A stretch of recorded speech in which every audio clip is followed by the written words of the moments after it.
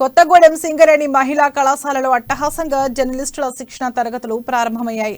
ముఖ్య అతిథిగా హాజరైన తెలంగాణ రాష్ట్ర మీడియా అకాడమీ చైర్మన్ అల్లం నారాయణ శిక్షణ తరగతులు ప్రారంభించారు. అనంతరం శిక్షణ తరగతుల ప్రాధాన్యత గురించి ప్రారంభోపన్యాసం చేశారు. తెలంగాణ రాష్ట్ర మీడియా అకాడమీ జర్నలిస్టుల శిక్షణ సంక్షేమమే లక్ష్యంగా పనిచేస్తుందని అల్లం నారాయణ తెలిపారు.